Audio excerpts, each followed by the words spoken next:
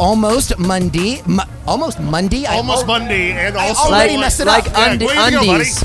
Mondays. Say Radio Nowhere Start if there ever was one. Very true. Glad to have you guys with us. So it's Dawson Daugherty, Cole Clisby, and Luke Fabry. Now, I know you all say you're from San Diego, but I hear your names, and I am pretty sure you met at an East Coast boarding school. Is that not correct? It's incorrect. No, that's incorrect. But sometimes people will say like our names feel fake together because the Cole Clisby, Dawson Daugherty, Luke Fabry. But it's a vampire weekend here with us.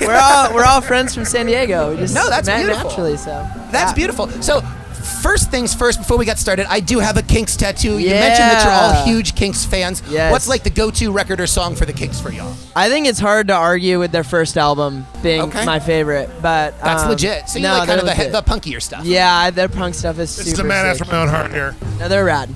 Oh, I totally agree. What about you? What's your favorite? Probably Village Green, because that's the one that got me beyond the singles, but it depends on the day. You know? I feel like I shouldn't have said huge, because you're like a trually huge fan, and I'm like, He's got the and I'm like, tattoo, oh man. yeah, that one. But we Well, I like them a appreciate lot. That song and All then Day and All Night is really good.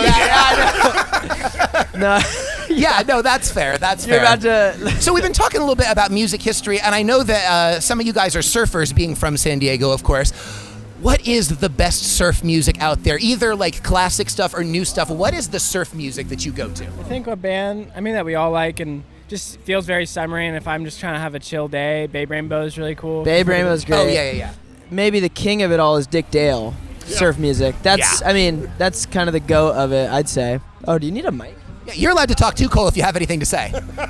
Yeah, like is there a go-to surf artist? Like the Beach Boys, like one of the beach bands of all time, but I don't know. I feel like surfers a lot of times, like when you watch a surf movie or something, like a lot of people like post-punk, punk music and their surf movies. Grew up watching, movies with like a lot of like bands like The Cure, New Order, I don't know. Well, hold on. Keep the mic then, because you bring up surf movies. What's the best surf movie then? Oh, that's a good question, because we actually, me and Dawson, we were just in New York. We met like one of our surf movie heroes. Really?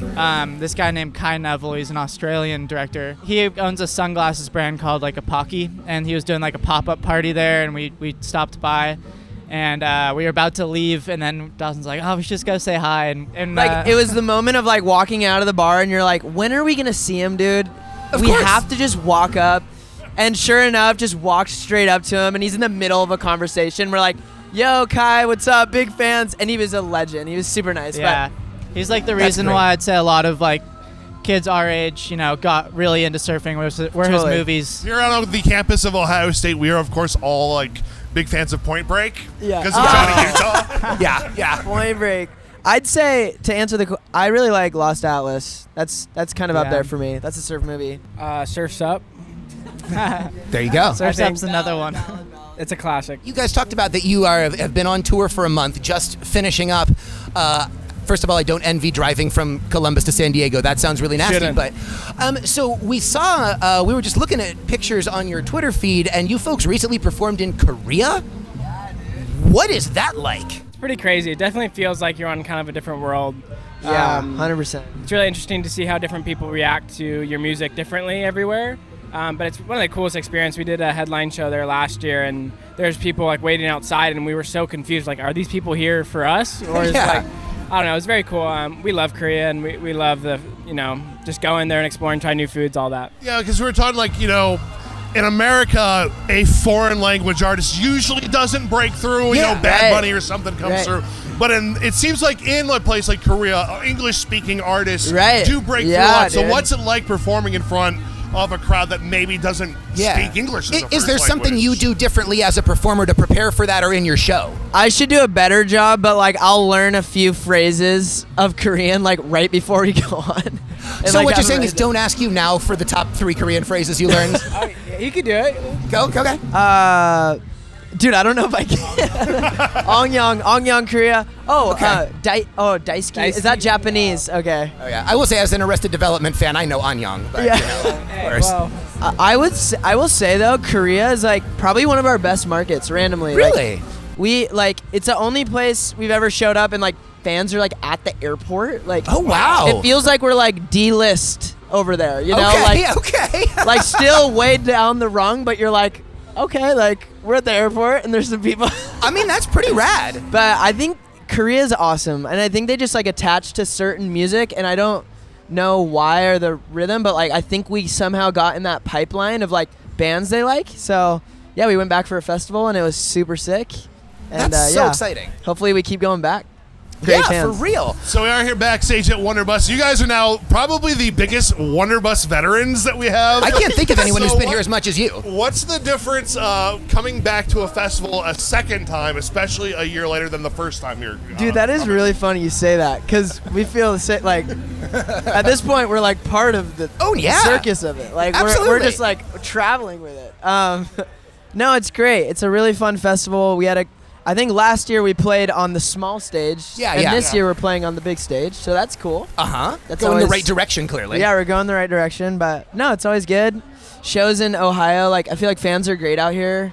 We just played a show in Cleveland on this tour, which was like one of the best shows. So that's great. Yeah, a lot of love in Ohio. Well, we appreciate that, and along those lines, we'll get on to like your recorded music in a bit, but I do want to ask, I know last year after Wonderbus, you guys came back to our radio station and performed a show at the Big Room Bar right upstairs, and I did want to ask, what is it about that show that makes it your favorite show you've ever played? Wait, is that the show where I gave the DJ my back massager? We got these like really nice, like, not really nice. They're just they're just like those things that you can like massage your back, and I gave it to the radio guy. Nice. And I kind of regret it, because like I could use it now. Well, we'll see if we can get them to bring it back before your set. We'll call Randy. We'll have to grab it from the I want to station. see if he still has it. He probably like doesn't. We'll give him a call, though. We'll ask for you for sure. So now, I'm sure this is the question you all are sick of asking. Everybody asks. So, Don't Say You're Ordinary came out in 21 until the end of time, or in 20, I should say, until the end of time in 21. There have been 4 singles since then. Are we going to get a full length? Are we going to get another EP? What is in the works for Almost Monday? No comment. No, I'm just kidding. I think it's about time we're talking about like to actually do a full length. It's always been something we've always wanted to do, but sometimes like the conditions of just what music is. We're scheming. These days. I guess the question then, like in this modern day and age of streaming and stuff like that, is it more feasible just to do EPs and have less songs out quicker? I mean, you're than not doing a full length. You're not the only artist we played that's had several non-album singles over a year time. Is that a trend that you see happening more? I think it's just where the music.